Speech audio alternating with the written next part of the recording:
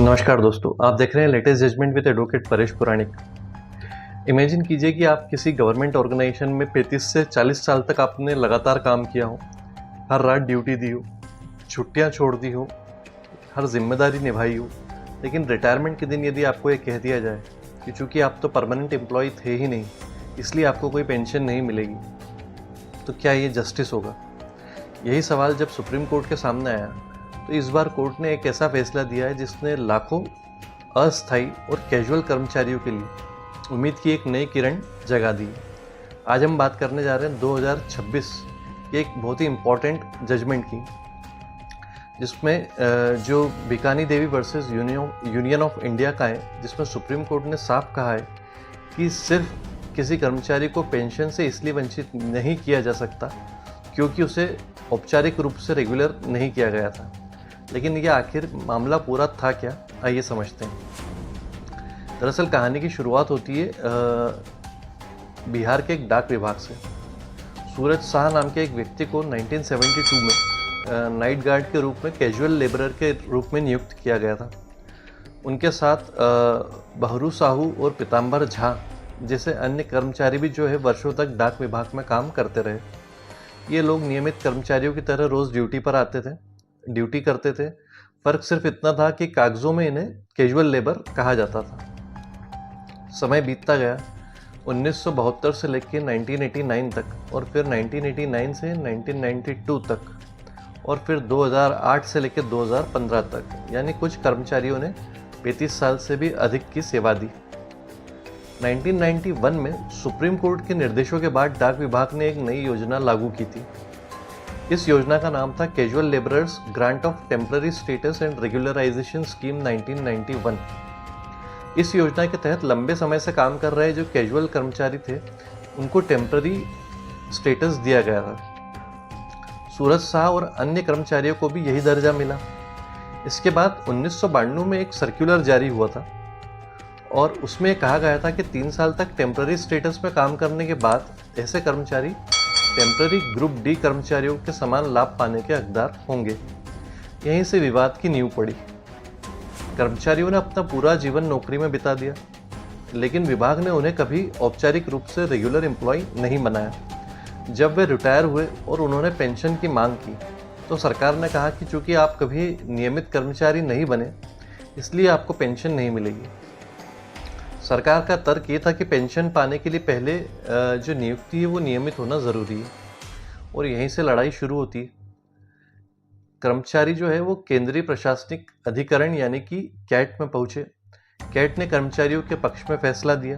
कहा गया कि इतने वर्षों तक सेवा देने वाले कर्मचारियों को पेंशन का लाभ तो मिलना चाहिए, लेकिन सरकार इस फैसले से संतुष्ट नहीं थी। स्वाभाविक है, सरकार के ऊपर पेंशन का अतिरिक्त भार पड़ने जा रहा था जो उसे स्वीकार्य नहीं होना था, और ऐसा ही हुआ भी। यहीं से मामला पहुंचता है हाई कोर्ट में। सॉरी। पटना हाईकोर्ट ने कैट के आदेश को रद्द कर दिया। हाईकोर्ट ने कहा कि पहला दावा बहुत देर से किया गया है, दूसरा कर्मचारी कभी नियमित नहीं हुए, इसलिए पेंशन पाने के अधिकारी नहीं बनते।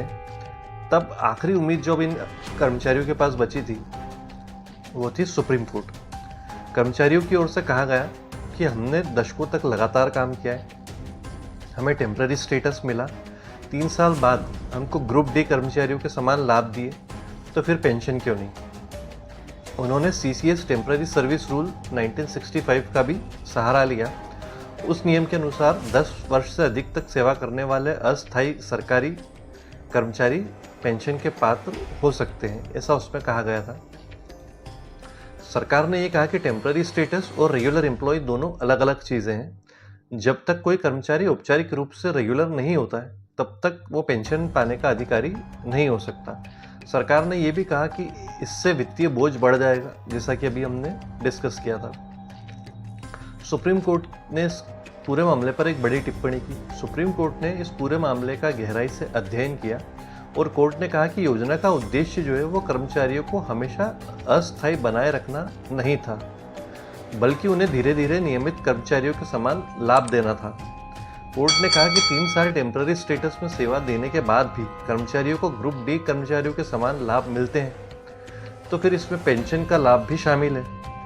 सुप्रीम कोर्ट ने कहा कि पेंशन कोई दान नहीं है, पेंशन किसी सरकार की कृपा नहीं है, पेंशन कर्मचारियों द्वारा वर्षों की सेवा से अर्जित उनका राइट है।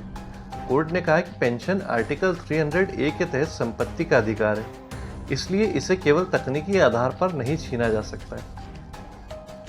कोर्ट ने क्यों अस्वीकार किया सरकार का तर्क? दरअसल कोर्ट ने कहा कि यदि सरकार वेतन दे सकती है, इंक्रीमेंट दे सकती है, GPF दे सकती है, छुट्टियां दे सकती है, मेडिकल सुविधाएं भी दे सकती है, तो फिर केवल पेंशन के समय पर यह नहीं कह सकती कि कर्मचारी अलग श्रेणी का है।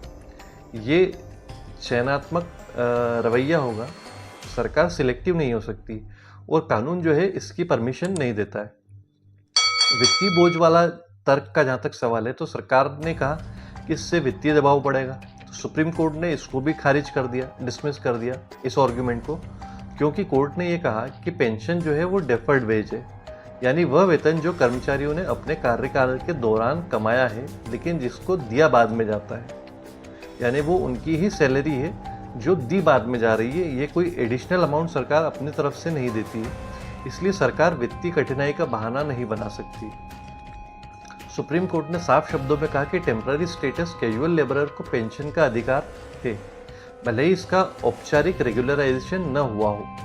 यदि उसने आवश्यक सेवा अवधि पूरी की है तो उसे पेंशन और अन्य जो पोस्ट रिटायरमेंट बेनिफिट्स हैं वो मिलने चाहिए। कोर्ट ने हाईकोर्ट का जो फैसला दिया था उसको सेट असाइड कर दिया और जो डिपार्टमेंट के 3 महीने के भीतर सभी लाभ देने का आदेश पारित कर दिया। अब ये फैसला इतना इम्पोर्टेंट क्यों है? क्योंकि यह फैसला सिर्फ 3 कर्मचारियों का ही मामला नहीं है, देश भर में ऐसे हजारों लाखों कर्मचारी हैं जो वर्षों तक, कई सालों से टेम्पररी स्टेटस में काम करते आ रहे हैं। कई बार डिपार्टमेंटल लापरवाही के कारण उनका रेगुलराइजेशन नहीं होता है। यदि केवल इस आधार पर पेंशन को रोक दिया जाए तो ये काफ़ी बड़ा अन्याय होगा उन लोगों के साथ। सुप्रीम कोर्ट ने यहाँ पे स्पष्ट कर दिया कि कर्मचारी को विभाग की गलती की सजा नहीं दी जा सकती। इसका आम लोगों पर क्या प्रभाव पड़ने वाला है? यदि आप या आपके परिवार का कोई भी सदस्य सरकारी विभाग में लंबे समय तक टेम्पररी स्टेटस पर काम करता आ रहा है या कर चुका है, तो ये फैसला आपके लिए काफ़ी इम्पोर्टेंट होने वाला है, क्योंकि हर मामला अब अपने तथ्यों के ऊपर निर्भर करेगा। लेकिन यह निर्णय जो है एक मजबूत कानूनी आधार प्रदान करता है। अब लास्ट में देखिए, सालों तक सेवा करने वाले इन कर्मचारियों को शायद कभी ये उम्मीद भी नहीं रही होगी कि रिटायरमेंट के बाद भी कभी उनको न्याय मिल सकेगा या फिर उनको सिर्फ अदालत के चक्कर ही लगाने पड़ेंगे। लेकिन अंततः सुप्रीम कोर्ट ने ये याद दिलाया कि कानून केवल नियमों का संग्रह मात्र नहीं है, कानून जो है न्याय का माध्यम भी है। और जब किसी व्यक्ति ने अपना पूरा जीवन ही सेवा में लगा दिया हो तो उसकी वृद्धावस्था की सुरक्षा केवल तकनीकी बहानों के कारण नहीं छीनी जा सकती।